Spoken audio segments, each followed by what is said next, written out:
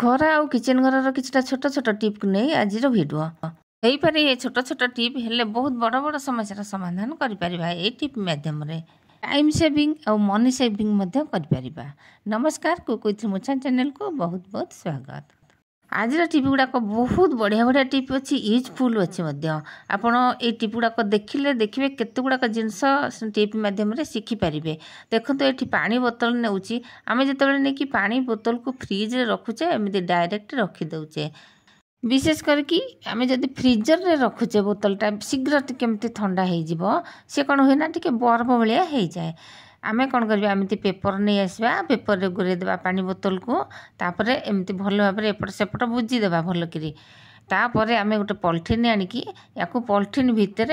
बांधिकी नहीं फ्रिजर रे रखिदेबा। देखिए एमती रखिले बिल्कुल भी पानीटी आ बरफ भली हेनी पूरा ठंडा भी हम जमीती बरफ पानी भाया ठंडा हम किंतु बरफ भली हेनी। देखो मुझे फ्रिजर नहीं रखिदे आउ पानी की मुझे जितेबले आनबी सेमती ही थी जदि बरफ भली हो जाइए पानीटी तरतर थे सांगे सांगे बाहर करें जदि जमीती कि सेमती पानी थी सांगे सांगे बाहर करेंगे कारबार करेंगे। एवं जावा नेक्स्ट टिप को यही काच कंटेनर यार जो कभरटा खोलने को कष्ट हुए बिल्कुल भी बेले बेले जमा भी फिटेनी। तो आज गोटे एत बढ़िया सुंदर टिप्टे माने सबुठ सहज उपाय यही सहज उपाय आम तार कभर को सांगे सांगे खोली पार गोटे सेकेंड लगे ताकू आम जिते भिड़ी भिड़िकी से जमा फिटू नंतु यही गोटे दौड़ी नहीं आसबे माने छोट दौड़ी रस्सी जहाँ भी अच्छी आपण पाखे यहाँ हूँ डोर गोटे थिला से ताकू नहीं आसबे एमती बांधे से बांधिकी जितेबाला आम टिके नागरू एमती देखो मु बांधिली बेसी टाइट करके बांधेनि टिके लूज रखिथे तापर एमती करी देखो पूरा है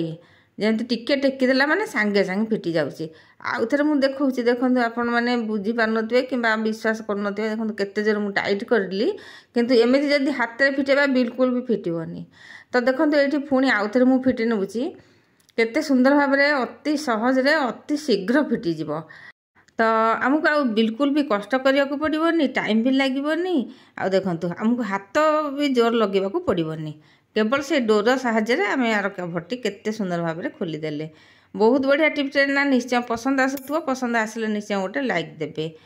तो ये जा आहरी बहुत बढ़िया टिप्टे ये आमको निहाती करवा दरकार। आम जितेबले भी सपुरी आणुचे आंब हो सपुरी हो आम आणुचे सपुरी कौन हुए करना ये जो तार ऊपर गुड़ा कंटा कंटा थाए टिके खाल खाल थाए मार्केट रे थुआ होगी से धूली पूरा लगिकी रही आम जितेबले धोइबा हाथ लगेकी धोइले भी से बिल्कुल भी से धूलीटा ता भीतर छाड़बनी आम ताको पानी रे पकेबा किछि समय भल भाव में धोइबा धोइले भी तथापि आमको डर काले धूली लगी कि माछी फाची जो बसिकी बैक्टेरिया छाड़ी तो सेठी बैक्टेरिया थिबो आमे कौन करबा को केमिति धोइबा केमिति धोइले आमको पूरा परिष्कार लगे भल माने स्वच्छ भाव में आम धोई पारिबा। देखो भल भाव में आग एमती धोईदेबा जदि एथरे लुण टिके पकईदेवे आहरी बढ़िया लुण टिके पकईकरी तापर धोइबे। तो मुझे खाली पानी नहीं मुझे घोड़े आगुरी धोईकी रखी थी एमती ब्रश नहीं आसवा नुआ ब्रश यहाँ मोर दांत घसा हैनी नुआ जितेबाला आसला थिला नुआ ब्रश गोटे आनिबा एमती भाव में देखो एमती किसी समय ताकू सबुआड़े एमती घसीदेवा घसीदेले सी कौन हम जिते खाल खाल सब थी मली सब थी कि धूली थी कि कौन बैक्टेरिया थी सब क्लीन हो लुण जदि पकई देते पूरा क्लीन हो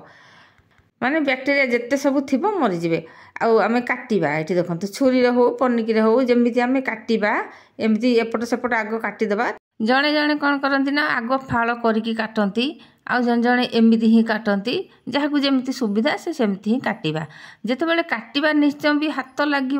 आम हाथ को भल भाव तो धोई निश्चय। तो ये देखूँ मुझे सब काटी नहीं आकू आम जितेबाला किणिकी आनिबा धोइबा काटिबा आकू डायरेक्ट आम खाइबानी जमीती आम आंब को फ्रिज रे रखुचे आंब ठंडा हो सारा पर खाऊचे आम स्वास्थ्य प्रति भल पेट पेट किसी खराब हेनी सेमती आम सपुरी को जितेबाला आनिबा काटी कुटी देकी यहाँ पूरा पूरा पाचिला सपुरी बढ़िया मिठा लगुला आकू मु कौन कली ना देखो ठंडा पानी पकईदेली आग तो मु तो सबुबले एमती ही करे काटिला बेले तो निश्चय हाथ लगी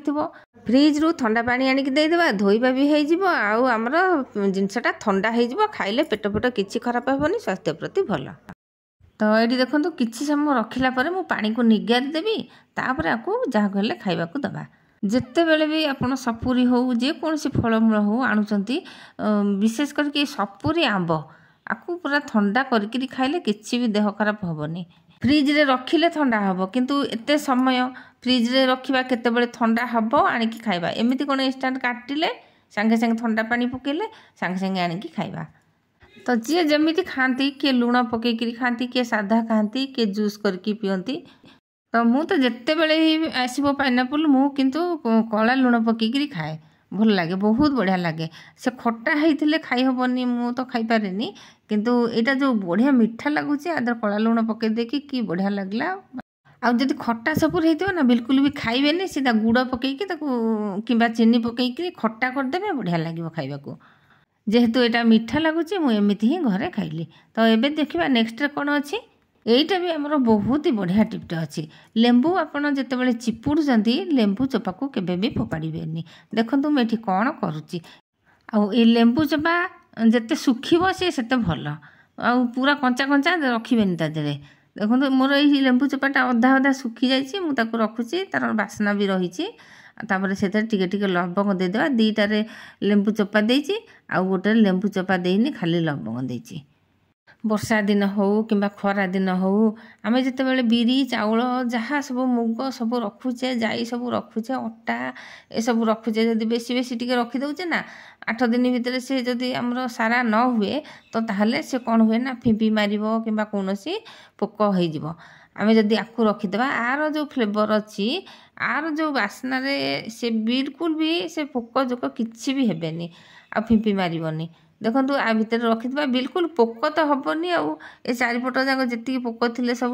होते गोटे गोटे मुझे जो पकईदेली लवंग आ लेंबू चोपा को से गोटे गोटे सब बाहर के पड़े